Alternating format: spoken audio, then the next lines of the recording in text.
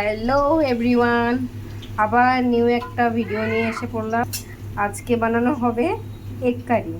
তো এগ কারিতে কি কি লাগবে আমি দেখিয়ে দিচ্ছি। এটা হলো মশলা পেস্ট, যেখানে আছে ধনে গুঁড়ো, কাঁচা লঙ্কা, তারপরে রসুন, আদা আর জিরের গুঁড়ো। আর এখানে হলো টমেটো পেস্ট। এইটা হলো পেঁয়াজ বেরেস্তা।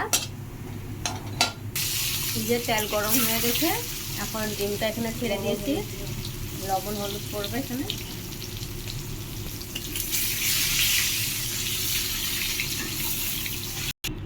ডিমটা ভাজা হয়ে গেছে, এখন আলুটা ভাজা হবে।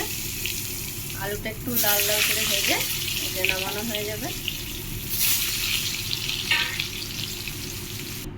আলু ভাজা হয়ে গেছে, আলুটা নামানোর পর একটু কড়াইতে আবার একটু তেল দিয়েছি।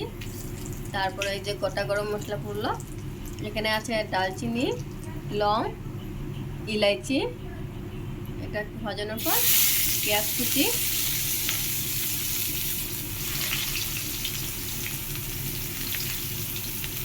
তেজপাতা একটু লাড়াচাড়া করে একটু লাল লাল করে এটা ভেজে নেওয়া হবে। পেঁয়াজটা লাল লাল করে ভাজা হয়ে গেছে। এখন এখানে যেটা মশলা পেস্ট, তারপরে এখানে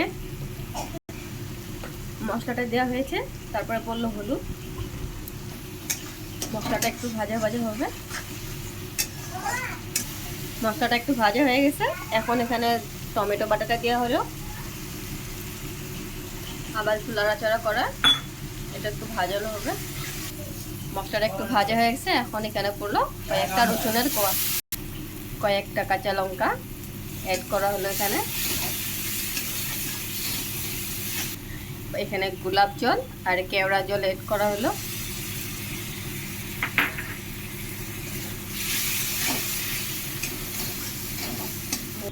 এটা হলো মিট মশলা। মিট মশলা দেওয়ার পরে একটু এটা নাড়াচাড়া করে একটু ভাজা হবে। ম্যাগি মশলা,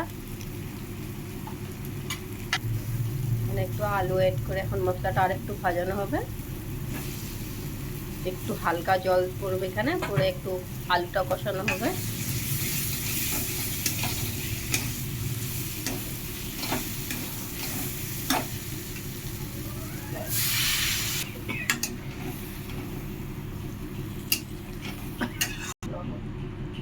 লবণ,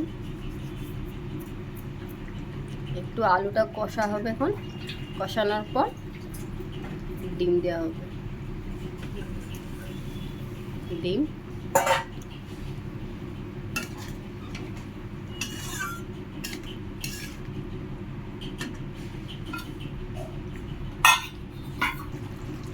ডিমের ঝোলটা ফোটানো হয়ে গেছে পুরো। ঝোলটা ফোটানোর পর এই যে এখন ডিমের উপরে পড়লো বেরেস্তা। প্রথমে দেখিয়েছিলাম না, বেরেস্তা বানিয়ে রাখানো হয়েছে। বেরেস্তাটা হ্যান্ডে দিয়ে দেবে। এখন এটা একটু আর একটু ফোটানোর পর, কষানোর পর বন্ধ করে দেবো। এই যে আমাদের হয়ে গেল এগ কারি। ফাইনাল রেজাল্ট নামিয়ে ফেলেছি, দেখতে পাচ্ছেন একদম লাল লাল ঝোল। একবার অবশ্যই ভালো লাগলে ট্রাই করে দেখতে পারেন। আবার নেক্সট ভিডিও একটা নিয়ে আসবো। বাই।